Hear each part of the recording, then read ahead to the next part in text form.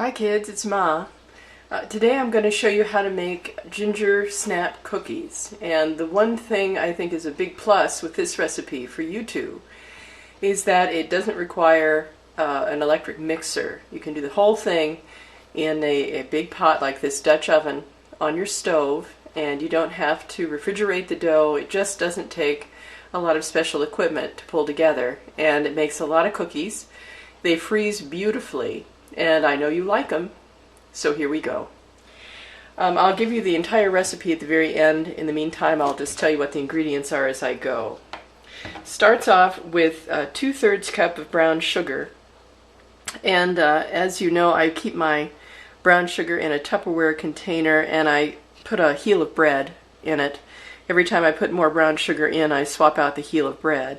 And the heel of bread becomes very, very dry, but the brown sugar stays nice and moist and easy to scoop. So if you've got a container knocking around that's nice and airtight, I suggest you use it because it makes life a lot easier with brown sugar. So I'm going to put 2/3 cups in. This is a 1/3 cup measure, so I'm going to fill it twice. And I gently pat the brown sugar in, so it's called lightly packing the brown sugar. That's all there is to that. And then 2/3 cup of molasses. And then into this you put some spices. We've got a tablespoon of ginger, 1½ teaspoons of cinnamon, a ½ teaspoon of allspice, and a ½ teaspoon of cloves. So here go the spices. I've already measured them in my bowl here.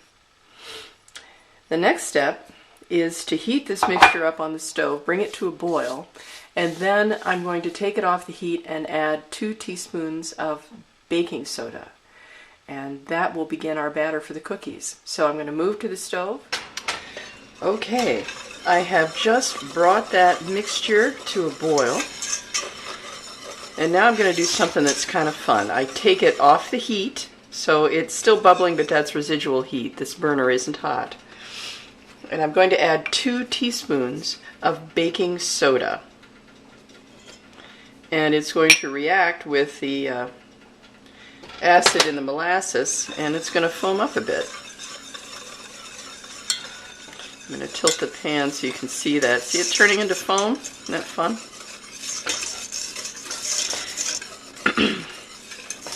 There we go. And that's pretty well incorporated. And again, this is very hot, but not on a hot burner. And so at this point, I'm going to add 2 sticks, or 1/2 cup total, of butter that I've cut into 1 tablespoon chunks. And I stir it until the chunks melt, and then I'm going to add a few more. I'm going to keep going at this until all the butter is melted and incorporated. That's also going to have the effect of cooling down the mixture, which is what I want, because once the butter's in, I'm going to add an egg. And you know what happens if you add an egg to a mixture that's too hot? You end up with a scrambled egg.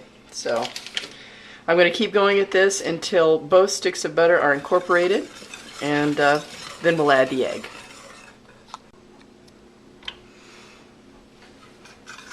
And here goes the last of the butter, just melting away in there. You know, I always think there's not going to be enough residual heat to melt all of that cold butter, but there always is. Alright, I'd say that's good enough. The rest of it's going to melt in just a second. Alright, now I've got 1 large egg that I've beaten, and I'm going to add that.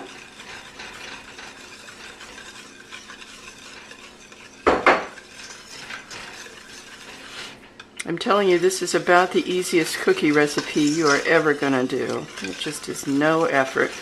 You don't have to cream the butter and the sugar together. Not that that's a bad thing, but like I say, if you're in a kitchen with limited equipment and limited room, this is a good recipe. So, alright, the egg is incorporated, and as you see, the mixture was cool enough that my egg did not scramble. It mixed in nicely. And now all that's left is to add a bit of salt. This is ½ teaspoon of salt. I like to use kosher salt. And then the flour. Pretty soon we're going to have a cookie dough. It's good enough on the salt. And this is 3 3/4 cup unbleached all-purpose flour. And that should pull together in a nice, thick, easy to manage dough.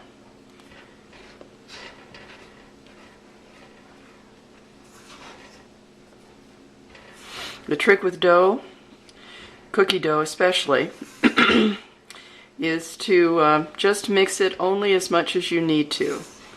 With bread, you want to work the flour in vigorously so that you develop the gluten. In cookie dough, that's the last thing you want. You don't want a tough cookie, and that's what you'll get if you work the dough too much or too long. You just get that flour incorporated and then you stop.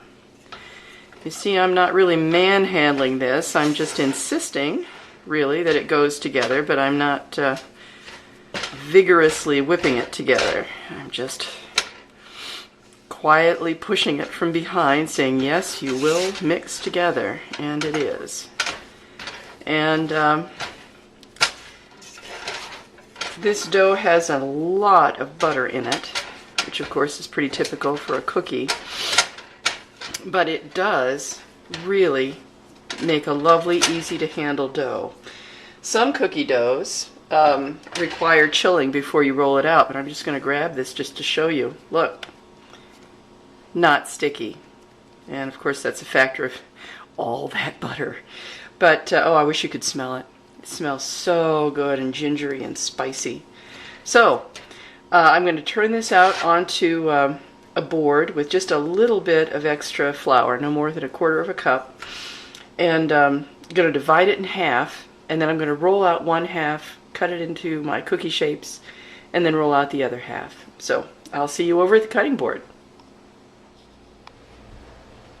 All right, here is the dough that I've just taken out of my pan, and I'm just going to knead it gently. Again, this is not bread dough, it's cookie dough, and the last thing I want is for the gluten in the flour to start developing and make it tough.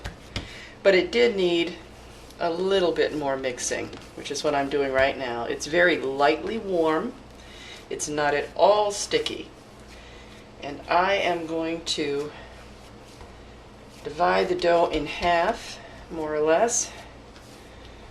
Not very scientifically either.